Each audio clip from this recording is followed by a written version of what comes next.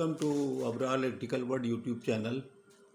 ये मौजू वही इनोवेटिव सीरीज़ के सिलसिले में स्मार्ट ट्रांसफार्मर के ऊपर है। अगर आपसे पूछ लिया जाए कि आजकल स्मार्ट ट्रांसफार्मर का भी सुनने में आता है, तो स्मार्ट ट्रांसफार्मर से क्या मुराद है।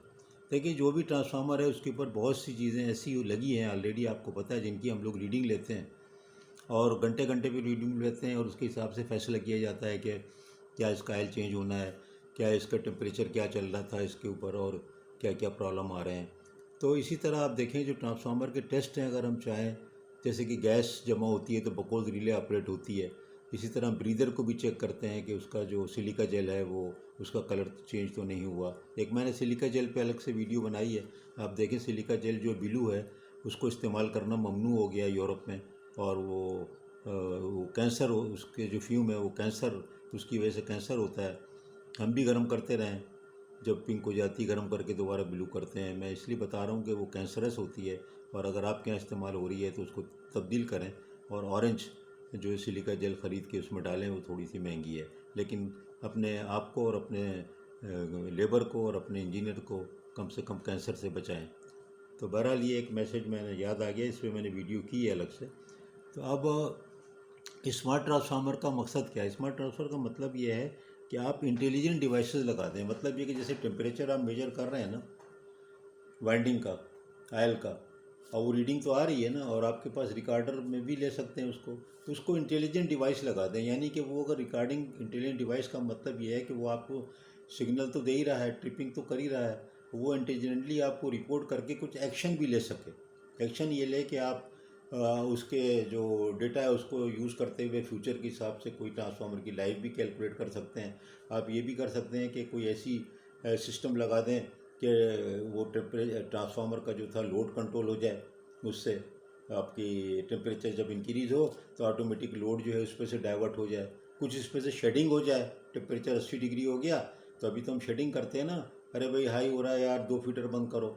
ये भी हो सकता है कि आप उसमें जो है ऐसी टेम्परेचर के हिसाब से ऐसी आगे डिवाइस लगा दें कि टेम्परेचर अगर इससे ज़्यादा हो तो 2 फीडर बंद हो जाएं 11 kV के। अगर आपके पास 132/11 है, कुछ भी है, तो दो डिस्ट्रीब्यूशन के 2 फीडर बंद हो जाए, टेम्परेचर कम हो गया, और फिर ऑटोमेटिकली जो है वो दोबारा से ऑन हो जाए। आपको पता है ये सब तो मामूली PLC से भी कर सकते हैं हम लोग। तो ये सिग्नल को अगर आप PLC में डाल दें, एक मिसाल दे रहा हूँ मैं, PLC के मैंने प्रोजेक्ट कराया है NED में स्टूडेंट्स को, उसके ज़रिए शेड्यूलिंग की है, लोड शेडिंग की, और दूसरी तकरीबन 10 साल पहले।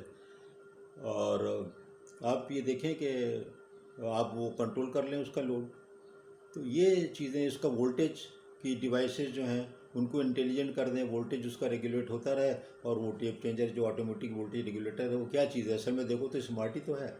इसी तरह जो फॉल्ट ट्रांसफार्मर के अंदर आते हैं, मिसाल के तौर पे उसके अंदर जब इंसुलेशन उसका वीक होता है तो उसकी आयल में जो गैसेस होती है उसका कंपोजिशन चेंज होता है। अगर आप डिवाइस ट्रांसफार्मर के ऊपर ही लगा दें, DGA की होती हैं अब तो, मतलब आप लगाते का मतलब ये कि होती हैं, और वो जो है वहाँ से एनालिसिस कर करके आपको ये बताए कि कौन सी गैस ज़्यादा है, कौन सी गैस ज़्यादा है, तो आपको पता चलेगा कि फॉल्ट का क्या पोजीशन चल रही है। इसी तरह एक होती है फुरान गैस, FURAN, फुरान गैस। अगर फुरान गैस डिटेक्शन का आप सिस्टम लगा दें और उसके हिसाब से आपको पता चलेगा कि इंसुलेशन जो है वो उसका प्रॉब्लम है। मतलब ये कि अगर आप वही डिवाइसेस जो कि आप अभी सिर्फ रीडिंग लेते हैं, डेटा बनाते हैं और बाद में एनालाइज करते हैं, उन्हीं को आप अगर इंटेलिजेंट IED लगा दें, रिले तो होती है ना, और भी जो डिवाइसेस ट्रांसफार्मर पे हैं उनको IED कर दें, तो देखिए उसकी एक किस्म तो ऑलरेडी मौजूद है ना। टेम्परेचर बढ़ता है तो क्या होता है, ऑटोमेटिक फ़ैन ऑन हो जाते हैं ना। तब ये क्या हुआ, स्मार्ट ही तो हुआ। जो मैं कहता रहता हूँ ना कि बहुत चीज़ें स्मार्ट के नाम पे दोबारा बेची जा रही हैं महंगे दामों। अब ये क्या है कि टेम्परेचर बढ़ा, 2 फैन ऑन हो गए, और बड़ा 4 फैन ऑन हो गए, और बड़ा सारे ऑन हो गए, टेम्परेचर कम हुआ, फ़ैन बंद हो गए, तो क्या हुआ, स्मार्ट नहीं हुई ये कूलिंग। लेकिन इसको स्मार्ट कूलिंग का नाम नहीं दिया जा रहा क्योंकि बेचना है नई चीज़ें। मैं ये चीज़ें इसलिए बताता हूँ कि हम लोग गरीब मुल्क के रहने वाले हैं, हमारे पैसे ज़ाय होते हैं, हमको वही चीज़ बेची जाएगी एक खूबसूरत से शो वाले डब्बे में बंद करके, और उस पर लिखेंगे स्मार्ट कूलिंग सिस्टम, और फिर वो वही काम कर रहा है कि फ़ैन को ऑन ऑफ कर रहा है। तो मैं जो हूँ ना इसमें ज़रा थोड़ा सा बिटर हूँ कि हम जो गरीब मुल्कों के लोग हैं, हमें चाहिए कि हम गौर करें कि क्या ये चीज़ वाकई स्मार्ट है, या ये पुरानी चीज़ को नए पैकेज में, नई पैकिंग में हमें वही मसाला बेचा जा रहा है। तो ये बहुत होता है। तो आप ये मत समझे कि जो मैन्युफैक्चरर हैं वो जो है सब बिल्कुल अल्लाह मियाँ के धुले हुए फरिश्ते हैं और वो सब बड़ा उम्दा काम करते हैं। उनकी ये कोई बेईमानी नहीं है, उनकी ये कमर्शलाइजेशन की टेक्निक है, वो उनकी फील्ड है, वो करेंगे, करना चाहिए। मैं भी, अगर आप भी होंगे उस फील्ड में, हम भी ये करेंगे। बेईमानी कुछ नहीं है, वो तो रीसेलिंग है ना, रीपैकिंग है। और थोड़ा सा इम्प्रूवमेंट होगा रिले में कि वो इलेक्ट्रॉनिक, वो कंट्रैक्टर इलेक्ट्रोमैकेनिकल की जगह वो स्टैटिक पीएलसी बेस सिस्टम बना देंगे, वो एचएमआई बेस उस पर नाम रख देंगे, उसमें पीएलसी लिख देंगे।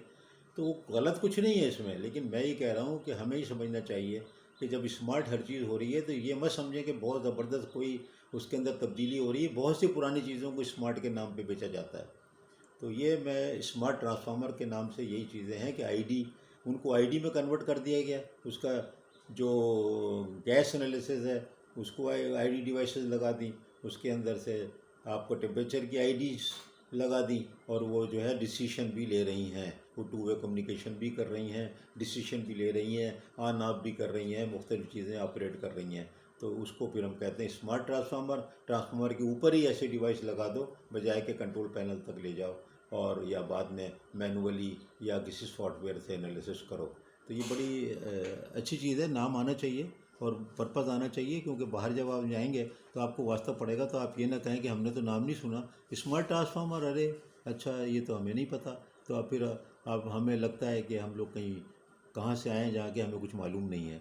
तो ये अपने साथियों को बताएं, हम जो सीनियर लोग कभी सुनते हैं तो जूनियर को ज़रूर बताएं, कॉलेजों में अपने स्टूडेंट रिश्तेदारों को बताएं। अगर इन में, लाहौर में, जामशोरों में, कहीं भी, कोयटा में, किसी भी यूनिवर्सिटी में पढ़ते हैं तो इलेक्ट्रिकल साइड पे, बल्कि इलेक्ट्रॉनिक साइड पे भी बताएं, तो फिर उनको फ़ायदा होगा।